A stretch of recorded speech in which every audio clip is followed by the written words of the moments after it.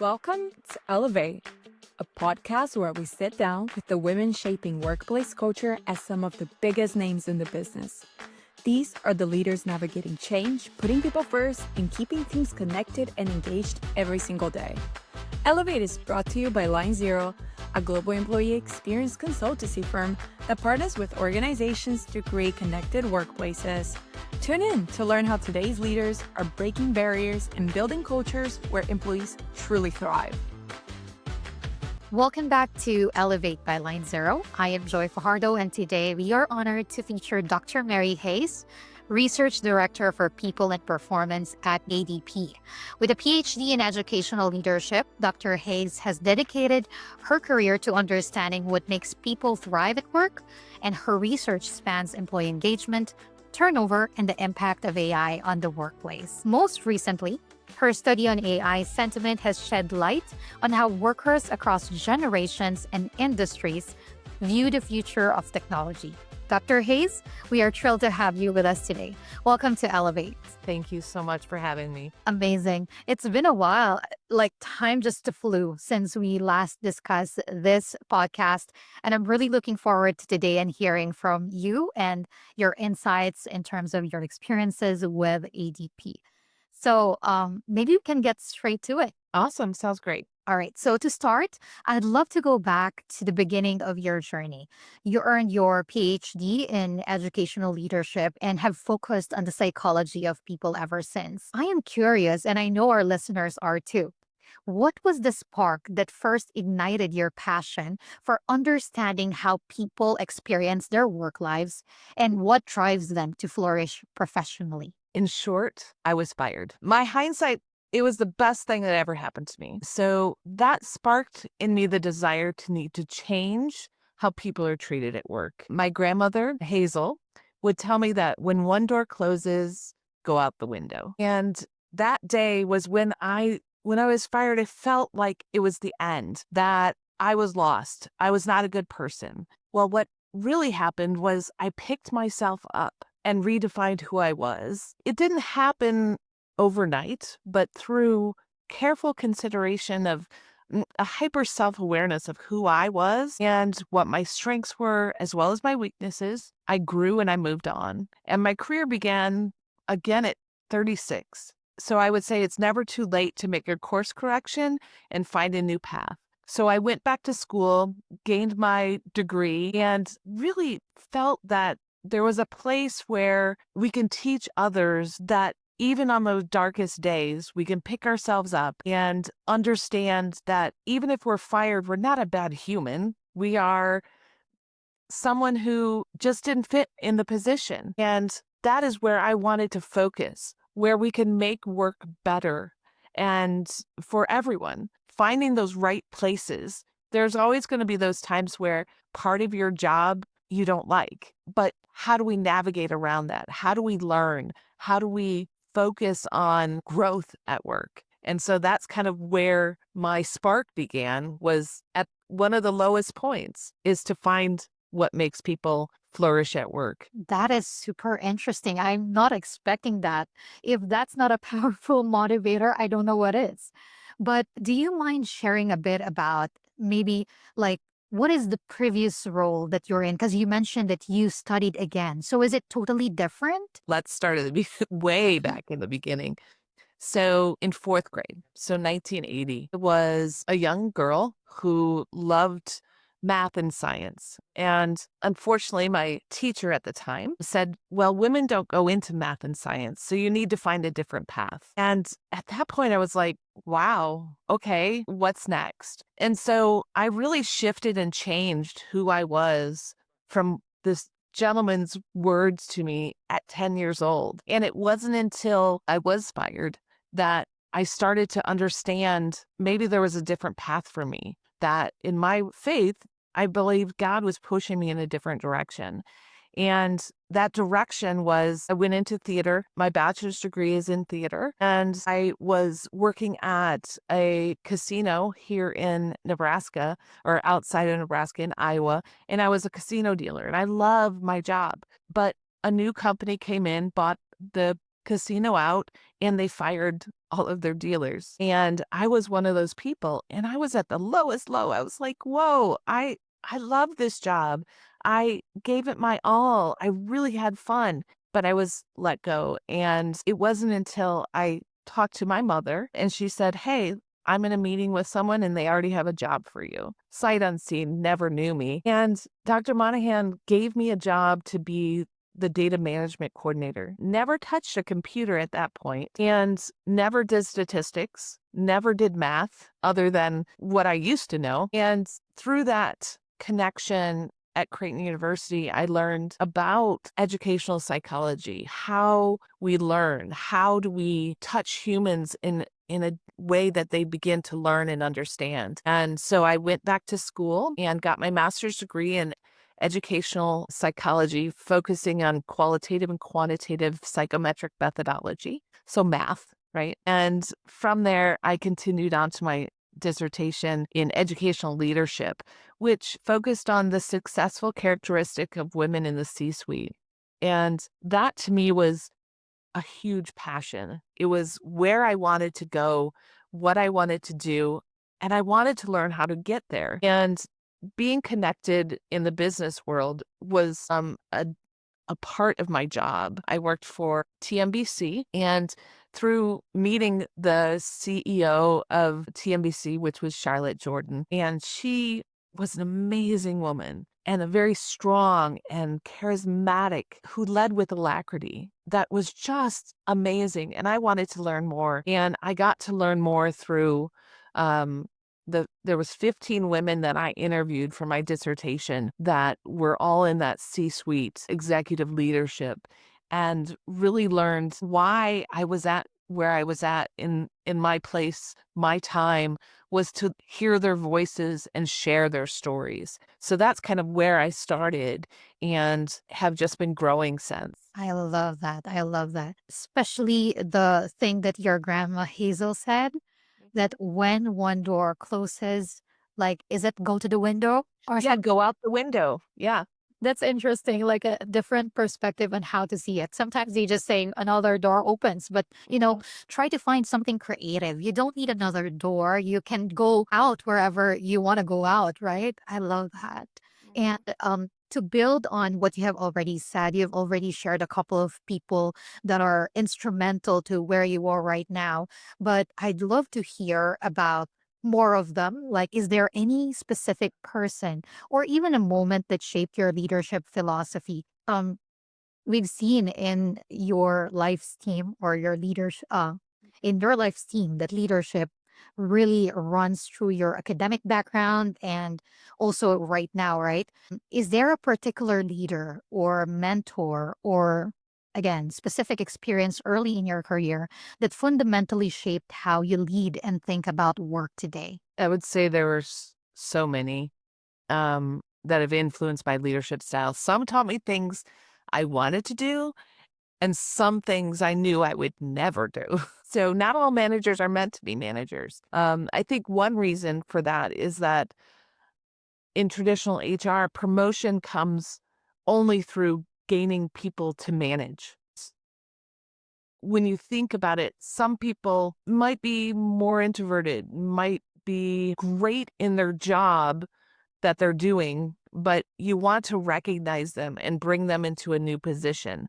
Unfortunately, you get more people, but not everyone should have people. And so one of the things that I learned early on from Marcus and from Charlotte and from Dennison and others was that you can't be a leader if you don't have followers. And you really need to inspire those around you to follow you. Because if you don't have the characteristics of self-awareness, understanding who you are, and understanding that each person that you manage, that you take care of, is unique, you may fail as a leader. It's more about the human and how you bring them along on the journey as a leader. Communication and transparency are all keys to that bringing along of your followers. I love that. Yeah. Inspiration, communication, trust. Those are some of the big things that even I look up to my mentors for them to, as you said, you don't have to have actual people within your team to lead. You just need to inspire and have people follow you based on who you are, basically. Right? I love that. Okay, so I'll shift a bit. Let's talk about how you've applied those lessons in your work, especially when balancing data with human stories. So, your work often sits at the intersection of data and human experience, which is amazing. I love that. You mentioned qualitative and quantitative parts. Again, love that theme. Now, in my head, many aspiring leaders, especially our listeners today, they grapple with balancing metrics with empathy. So I'm curious to hear, right? How have you learned to navigate that balance, ensuring that the human stories behind the data are never lost? I think in what I do at the ADP research is collect human sentiment, what people, what workers, employees feel about the world of work. And we put out a magazine quarterly that's called the Today at Work. And then every year we put out something called the People at Work as a special episode of Today at Work. And the People at Work focus on the global community of workers. The monthly or the quarterly Today at Work focuses on the U.S. workers only. And for me, I've always believed that if we don't listen to the workers, we'll fail, right? We need to know who they are as a human and what makes them excited to go to work, what makes them inspired, what makes them wanting to learn more. I think the pandemic taught us that we cannot ignore what is happening outside of work for our teams. I believe it's important to treat employees as a whole unique human, right? We have children, we have pets, we have families, strange dynamics sometimes, right? We have our elders that you may be taking care of. We have the neighbor down the street who's 93 and the squad shows up on our Ring camera. We know that we're going to have to help. We have to be as transparent with our leaders as employees to say, hey, this is what's going on in my life. This is how I deal with X, Y, and Z. And so for me, the questions that I ask on our monthly survey get to that, to say, what is your family dynamic? And are you feeling stress at work? Are you allowed to thrive or are you overloaded? Because there's always those times where one thing may inspire someone. Fire drills for some people. I had an older colleague that loved fire drills where we stopped everything we were doing and just jumped in and did it.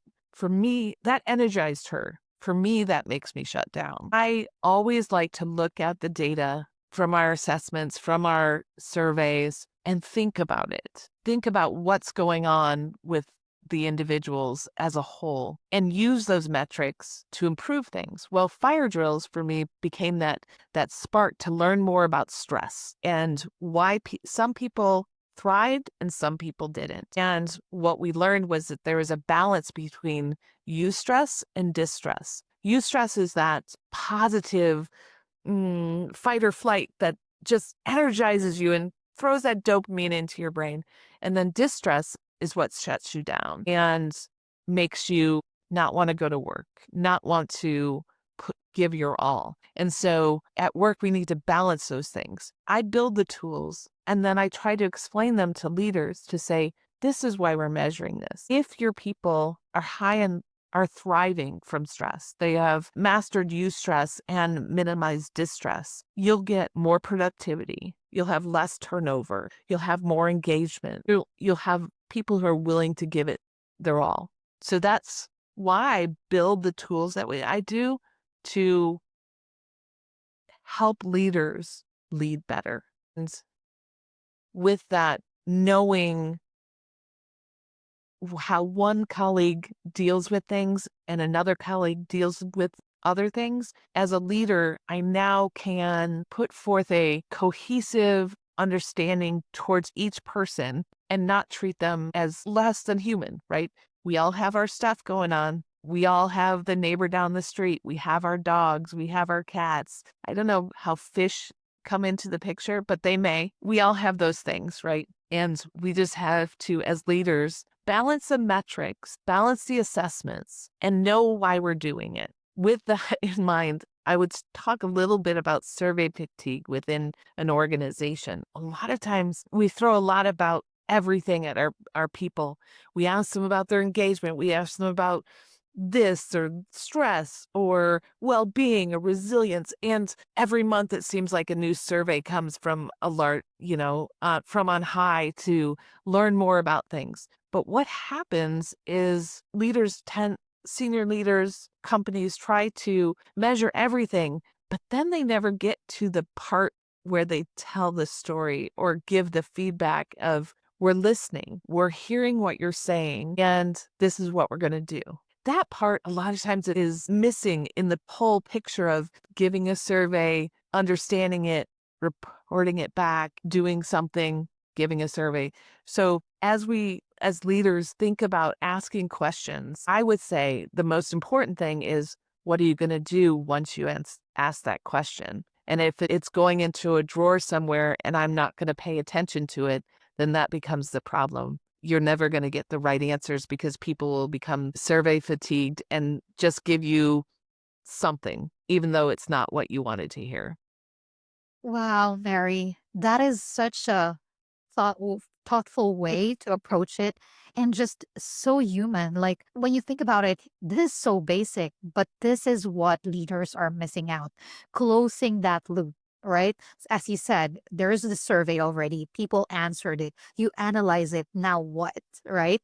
And also that part where you mentioned, okay, you're listening, but then what's going to happen next? How do you communicate that to your people? I think that is so special because that is where you connect the data with your people. Like behind every data is a real person with an actual story, as you said, with a dog, with a neighbor. I love that.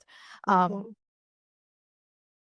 Thank you so much for all those insights, Mary. Absolutely. All right. So now I want to get into the research that we briefly talked already about. In that research, it basically talks about how people feel about artificial intelligence at work.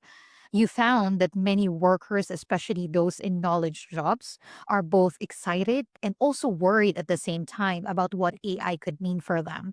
So, is there any specific thing in that research that truly surprised you or made you and your team stop and think, hey, we didn't expect this. We need to look closer. We need to dig deeper into this. Is there that kind of moment? Absolutely. I think that the journey into AI and asking sentiment around AI was one that I had to really think about. Because as a researcher, I want to frame questions not to lead to the answer, but to gain the feeling around the answer, if that makes sense. And so AI started whenever it started, right? But the big discussion about it started in the last couple of years. And as a researcher, I was like, what is AI? What can I ask about it? Where can I learn more about it? And I have members of our broader team that know quite a bit about large language models. And I went out and read some stuff. And I went to HR Tech last year and then this year. And throughout the expo, there was everything about AI. And so it was just this new buzzword, catchword. And I went and sat through the presentations and I thought, how is AI touching our lives? How is AI building us up or tearing us down? We always want to know one or the other. And through our engagement research, we've learned that teams make a huge difference in how individuals show up at work, right? If I'm on a team, and about 90% of workers around the world are on teams. Some countries are higher, some countries are lower. In the US, we're about 95%. We identify as being on some team. When you're on a team, your engagement is higher, almost 2.5 times more likely to be fully engaged at work when you're on a team.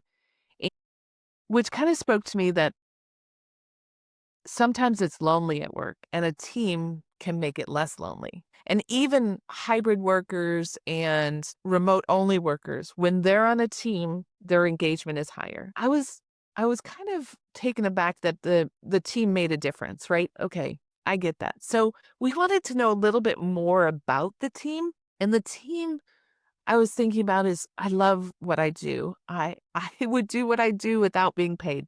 Shh, don't tell anyone. But I get to work with amazing people. And so we thought about where could we take this next question to? And the next question that came about was my primary team is the best team I've ever been a part of.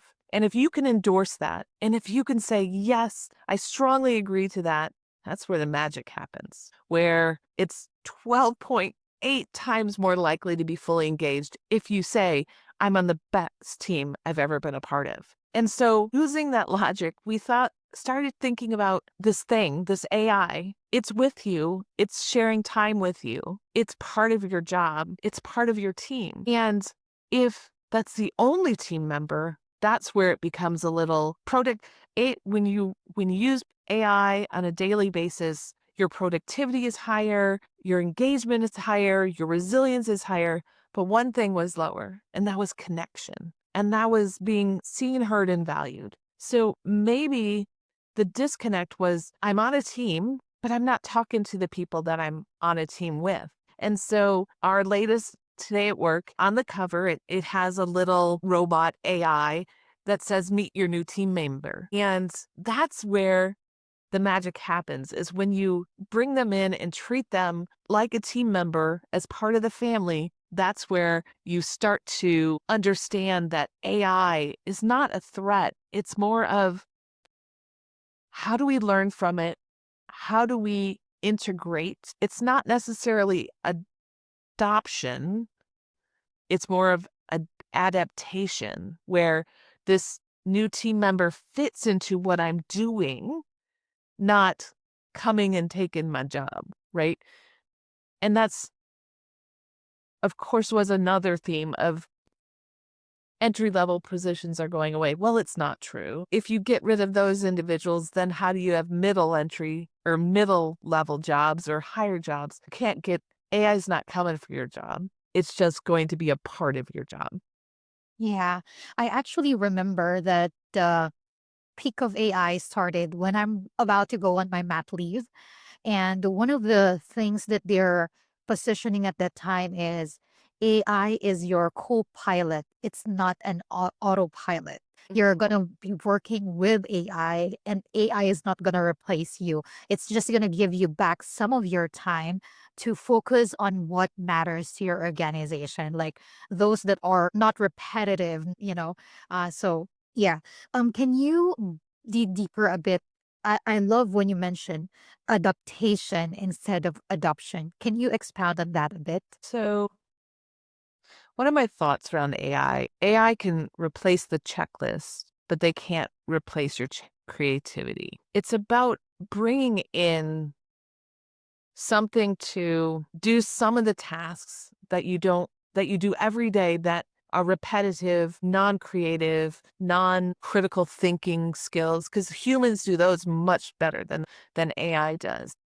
A boss once told me that if you don't like part of your job, stop doing it and wait around and see if someone notices. If they don't notice, it wasn't important in the first place. You were just doing it to do it. And in my mind, a lot of that kind of stuff could be replaced by AI. We all know that questions come up. I'll take it back to when I taught in graduate school. Every class, every semester, people would ask very similar questions, if not the same question, time after time after time. And one of the things I had to realize was, yes, I had answered this question 150 times over the course of my teaching career. But for that person, for that individual, it was the first time they were asking it, and they needed an answer. And so I began to think about frequently asked questions that came about year after year. And so I incorporated those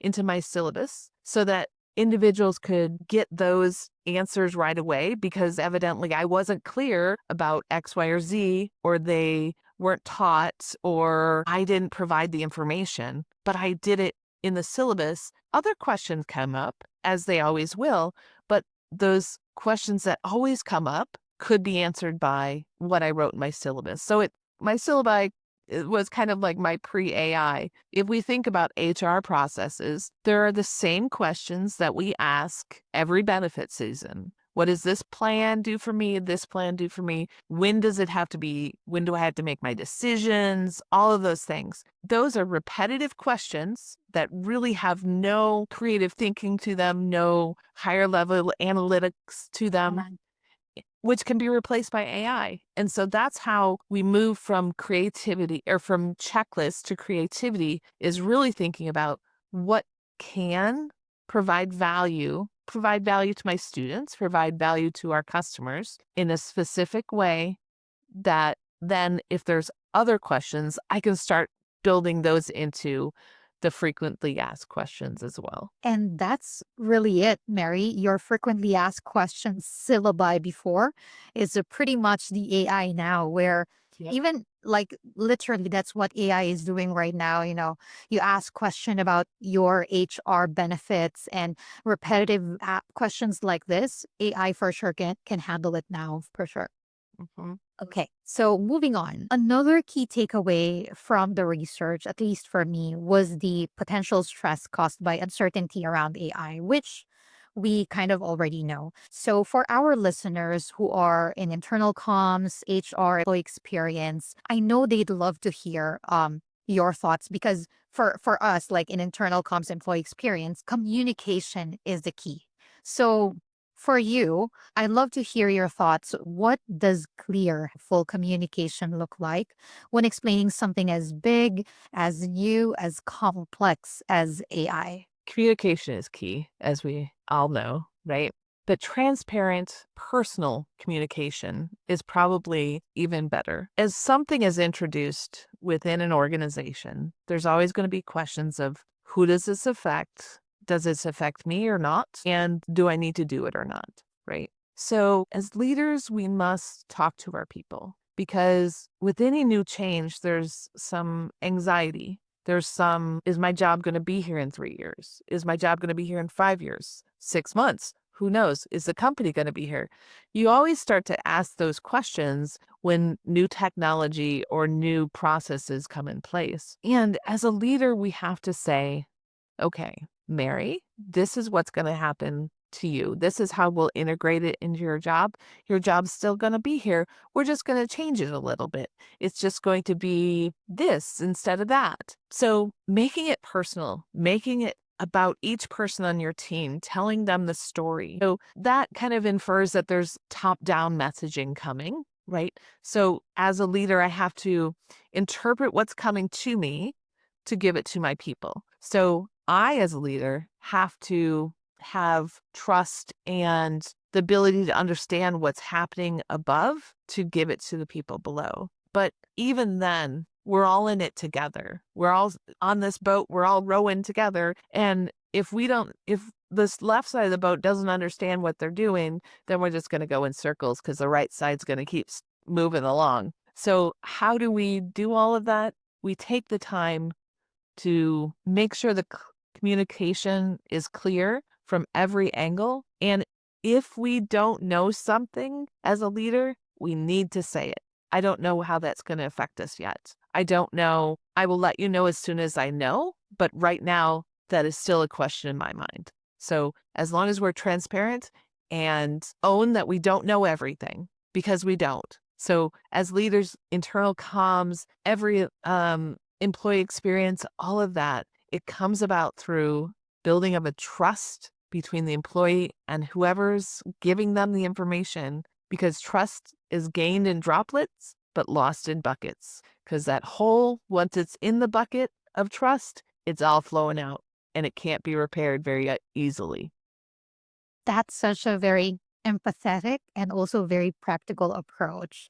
So, communication is not just about being clear, it's about being transparent, it's about being acknowledging what you know and what you don't know, and just owning to it. And that trusting I'm making notes of that. Thank you for sharing that, You're Mary. welcome. Now, and I'm sorry if I'm a bit fangirling. I really love the latest research you did, but I think this is the last question about it.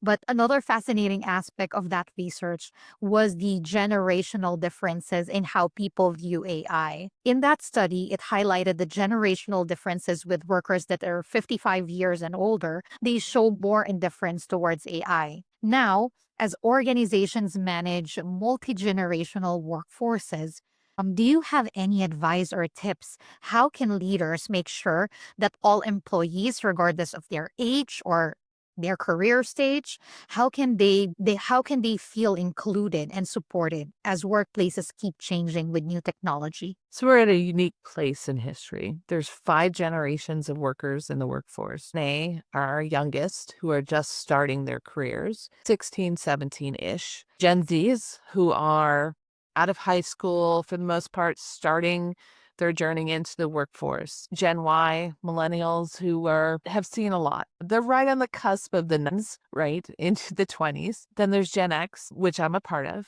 as well as boomers. There are still some late boomers who are sticking around because our human longevity is increasing, right? So you are living longer, so you in turn need to work longer or catch up on whatever and not be at home bored, right? So with all of those generations, boomers didn't have technology for most of their workforce. Gen X, I'm older than the internet, as it were, right?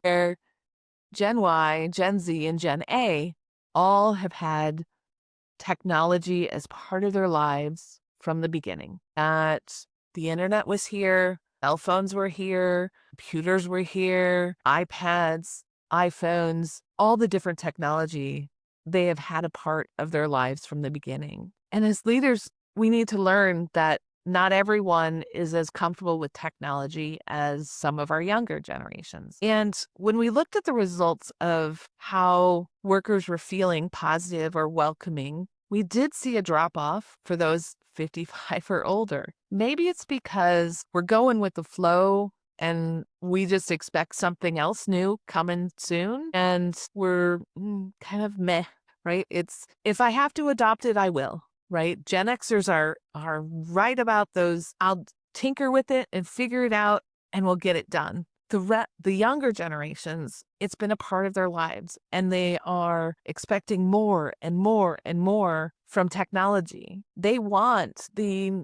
Iron Man where he's working with gloves and moving things around with his fingers, like computer screens that he can see from his little eyepiece. That's the future. That's what our younger generations see and are welcoming and saying, okay, I want to do that now. I've seen it in the movies and I want to see that now. I'm still waiting for the hoverboard that was in Back to the Future 2, I think it was. And I want that hoverboard. Like, that was really cool. We're still waiting for it. But some of the things that we see in the generational differences are really about where and when we learned about technology and how, as my children, I have some 20-year-old children, the phone is an appendage, right? And they believe that everything can be accomplished on that phone. And if it isn't accomplished on that phone, then maybe it doesn't need to be done anymore. If I can't zoom in to read or scroll up, you'll find individuals who are so technology honed that even on something that doesn't scroll, they try to scroll. I even like try to zoom in on pictures. It's become ingrained in your head that if you do this, you can get closer. And when you can't get closer, you get a little frustrated. You So, control F as well. right? Books. Exactly. And I think that's why readers came about, is because that way you could find the things that you wanted to and get to it right away. So you didn't have to, as my generation, do your book report looking through encyclopedias, right? To tell a story. Now it's on that World Wide Web that has everything. And I think we're going to get to a point where there's so much information, we're overloaded. And I would say along those lines is that every second of every day, there is enough information loaded onto YouTube that it would take you 80 years to watch that 1 second. So talk about information overload. Maybe the findings of the 55-year-olds and older is that we know that there's so much and maybe there's something different coming. So do I need to learn this now or not? That's maybe where the welcoming and indifference came into their feelings. From everything that you've said, my realization is similar with everything else, leadership also isn't one size fit all. So you have to really understand where your employees are at in their career, in their personal lives, their age, And as you said, is it important for me right now to learn all this or not? So, okay. Now, I'll take this opportunity to look inside your organization very briefly. As we know, ADP is a global leader that does not only research the world of work, but also lives it every single day with a massive workforce. And many of our listeners are internal comms, employee experience, people and culture, and they're always keen to learn from the best. So, from where you sit, we wanted to hear, what have you observed about how ADP fosters its own employee experience? Are there any, say, internal communication tools or engagement platforms, or even just strategies that you find really helpful for supporting a positive culture? I would say within ADP, every person counts. It goes back to when the pandemic was happening or even traveling. If something happens within your travel window, ADP has set up a way to communicate something of your flight has changed. The first time I had a canceled flight, big ADP texted, do you need help redoing your travel plans? And it was like, wow, where did that come from? Every person counts. Everywhere you are within the big span of ADP, you're treated like a human. And even when it comes to weather, I live in Nebraska in the middle of our beautiful country, and we tend to have tornadoes. And tornadoes come and go, not like a hurricane that's coming at you continuously for 5 days and you could be prepared for it. Well, we know little about how tornadoes form. We know that there's certain conditions. Well, within ADP, they'll send a text or an email that says, hey, there's going to be storms in your area. Let your manager know if you have to take off and go take care of your children or whatever. So I think for the broader picture is that I really feel we live our motto, which is always designing for people, that the tools that we have within ADP are transparent, they're focused on the individual, and it makes you feel special that someone actually cared that your flight was canceled, that someone actually cared that there's going to be bad weather, and that taking care of you as a human first is far more important than anything else that could be going on during your day. So I would say again that the people I work with, the broader company, the team that I share within ADP research are some of the best in the world, and I would do this job for free. Love getting up every morning and coming to my office and allowing me to tell the stories that we do through ADP research. ADP research, one of our grounding principles is that we want to do research for the betterment of the workforce, and we want it to be free.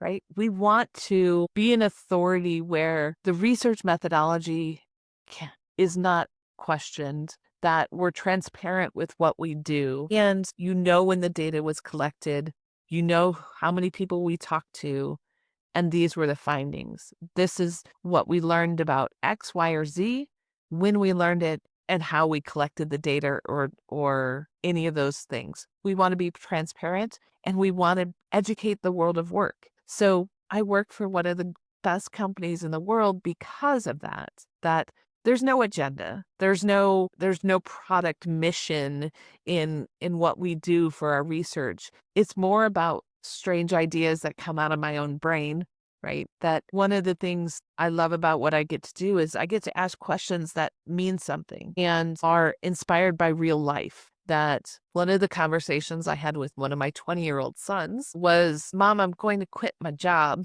And I said, what? As a parent, I want him to do what he wants to do, but I also want him to understand there's responsibility. And he says, I'm not happy. And I'd rather quit than be unhappy. And from that, we developed a storyline of asking, was this just my crazy children who decided to quit when they were unhappy? And the answer was no. We learned so much about why Gen Z and Gen Y were unhappy and thought life was too short to continue to work. And those are the stories that inspire. Those are the stories that help young workers figure out where their place is in the world of work. Because so many times we get eaten alive by what's going on and don't know what a good job looks like, what a bad job looks like, except through experimentation, right? I've worked for some terrible bosses, and I learned, so we were talking about earlier about my leadership style, I learned that I would never do what that person did to me and how it made me feel. And that's about what we do at ADP Research on my side of the house for people in performance, is to learn how workers feel, not what they're telling their bosses necessarily, but what they feel about X, Y, and Z, so that they can tell the stories and not feel like they have to satisfice. There's something known in survey research called satisficing, where you give the answer that you know that your boss or whoever's asking the question might want to hear. Well, by the way that we collect data, you're anonymous. It's confidential and anonymous. And we as the researchers have no idea who the people are that we're talking to. And so there's low threat for giving the right answer. You give the feeling that you have. And that is crucial in research. And we give it away for free so that we can help the world of work learn and be better. And this just goes to show that the impact ADP is creating, both internally is and externally as well, are just really out there. It's so impactful, like how you said it. Every person matters internal. You want to know how they feel and share that for free. So for every listeners that we have today, I really encourage you to go through the researches of ADP. I'm going to give the link out later today, but I want to be cognizant of the time. We have a couple of minutes left. So 2 more questions for me. I know that our listeners are curious. What's the next big question or challenge about work that you are excited to explore in your future research? There's several. One of the biggest things that's happening right now, and it came out of the pandemic, of course, that where it's well-being, right? But it's not just one thing, like I'm healthy. It's now I'm psychologically healthy. I have psychological well-being. I have financial well-being. I have safety at work, which safety is kind of one of those givens that you expect for the work, and the shelving doesn't fall on you. That's a given, right? Or you're not doing something that is dangerous, right? That's well-being, right? Keeping me safe from all that. But there's also that financial side of workers that if I don't have time to pay my bills, or the needs, and being in a good financial place, it deteriorates productivity because you're thinking about it. In my own personal life, my husband works at Offutt Air Force Base and was just recently 42 days without pay. And some of his colleagues didn't have a choice. They had to find a second job. They didn't have a spouse to hold them up. That financial stress really changes how you show up at work. Where we were at family dinner last Sunday, and one of my daughters said that one of her teammates would come to work every day and cry because her spouse was part of the 42 days. And just knowing that you come to work and you're crying, you know that I'm not giving my all. I'm not engaged in any way of what I'm doing. So well-being, financial, psychological, safe, all of those things really flow into this new concept of well-being, of how do I, as an employee, tell my leader what I need and work towards that? How do we work towards that? And that's my new research, is really focusing in on what is finances. If my own personal finances are messed up, how is that affecting the other work metrics that we measure on our monthly survey for Today at Work? That's such a great next step for you. And I'm definitely going to be looking forward to reading that research.